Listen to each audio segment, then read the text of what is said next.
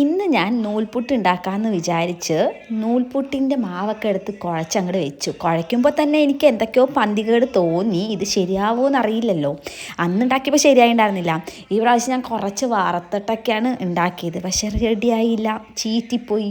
എങ്ങോട്ടൊക്കെയോ ആ നൂൽപുട്ട് തെറിച്ച് പോയിട്ടോ. എന്നിട്ട് ലാസ്റ്റ് ആ മിക്സറിൻ്റെ പോലെ ഇങ്ങനെ വിട്ടാണ് എനിക്ക് കിട്ടിയത്. ലാസ്റ്റ് ഞാൻ എന്ത് ചെയ്ത് ആ മാവൊക്കെ മിക്സ് ചെയ്തിട്ട് ഉണ്ടാക്കി.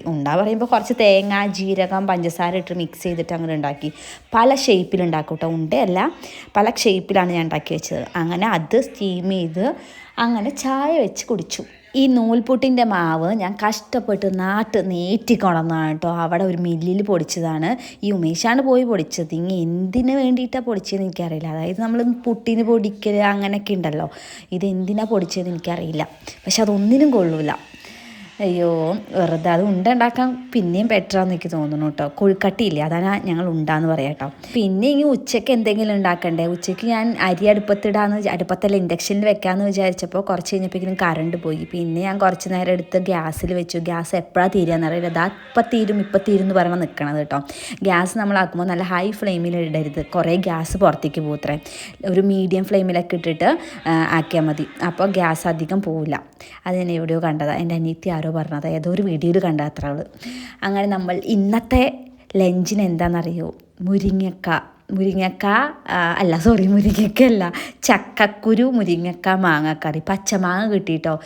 ഇവിടുത്തെ ഒരു കടയിൽ നിന്ന് കിട്ടിയതാണ്. 1 കിലോ 160 രൂപ. അപ്പോൾ അത് മേടിച്ചിട്ടുണ്ടായിരുന്നു. അപ്പോൾ അത് വെച്ചിട്ട് അടിപൊളിയായിട്ട് ചക്കക്കുരു മുരിങ്ങക്ക മാങ്ങക്കറി. എന്താ പേരില്ലേ, കുറച്ച് നീളം കൂടിപ്പോയി. പിന്നെ ഞാൻ മാങ്ങയൊക്കെ വെച്ചിട്ട് ഒരു ചെറിയ തട്ടിക്കൂട്ടൽ അച്ചാറുണ്ടാക്കിയിട്ടോ. നല്ല ടേസ്റ്റ് ഉണ്ടായിരുന്നു. അധികമൊന്നും ഇട്ടില്ല. അതിൽ കായപ്പൊടി മാത്രമേ ഇട്ടുള്ളൂ. ഉലുവാപ്പൊടിയൊക്കെ ഇടണം. എൻ്റെ അടുത്ത് ഉലുവാപ്പൊടി ഇല്ല. ഇനി അത് പൊടിക്കണ്ടേന്നൊക്കെ വിചാരിച്ചപ്പോൾ ഞാൻ വിചാരിച്ചു വേണ്ടാന്ന്. ഉച്ചയ്ക്ക് പിന്നെ വലിയ കാര്യമായിട്ടുള്ള കറികളൊന്നുമില്ല. പപ്പടം കാച്ചി, പിന്നെ പാവയ്ക്ക കൊണ്ടാട്ടവും മുളക് കൊണ്ടാട്ടവും ഉണ്ടായിരുന്നു. അത് വെച്ചിട്ട് നമ്മൾ ഉച്ചയ്ക്കത്തെ ചോറുണ്ടു. പിന്നെ വൈകുന്നേരമായ പിന്നെ നൈഹൂവിന് കൂട്ട് കണ്ണൂരിൽ നിന്നുള്ള വിച്ചുക്കൂട്ടനുണ്ട് കേട്ടോ. ഇവരുടെ വർത്താനം കേൾക്കാൻ നല്ല രസമാണ്. കണ്ണൂരുകാരുടെ നല്ല രസമല്ലേ. ഈ കണ്ണൂരുകാരില്ലേ, ഈ അടിച്ചുവാരിക്ക് എന്താ പറയുന്നത് അറിയോ? കാട്ടൻ കോരി എന്നാണ്. ഞാനത് കേട്ട് ചിരിച്ച് ചത്തുപോയി. ചത്തില്ല, കുറച്ച് ജീവൻ ബാക്കിയിട്ട്. കുറേ കേട്ട് നമുക്ക് ചിരി വരും കേട്ടോ. നല്ല രസമാണ് അവരുടെ വർത്താനം കേൾക്കാൻ വേണ്ടിയിട്ട്. പിന്നെ വൈകുന്നേരം ആയപ്പോൾ നമ്മുടെ വേസ്റ്റൊക്കെ ഉണ്ടല്ലോ, ഞാൻ കമ്പോസ്റ്റ് ഉണ്ടാക്കേണ്ടത് പറഞ്ഞില്ലേ, അതൊക്കെ കൊണ്ടിട്ടു. വീട്ടിലത്തെ വേസ്റ്റ് വെറുതെ നേരം കൊണ്ടാ കളയണത്. നമുക്കൊരു വളം ഉണ്ടാക്കാമല്ലോ വീട്ടിലത്തെ സാധനങ്ങൾ കൊണ്ട്. പിന്നെ ഇങ്ങനെ ബാൽക്കണിയൊക്കെ പോയി നമ്മുടെ ഗാർഡനൊക്കെ ഒന്ന് പോയി നോക്കും. പിന്നെ അതിൽ കൂടെ ഇങ്ങനെ തേരാപ്പാര നടക്കും. അത്രേ ഉള്ളൂ. അപ്പം ശരി, ടാറ്റാ.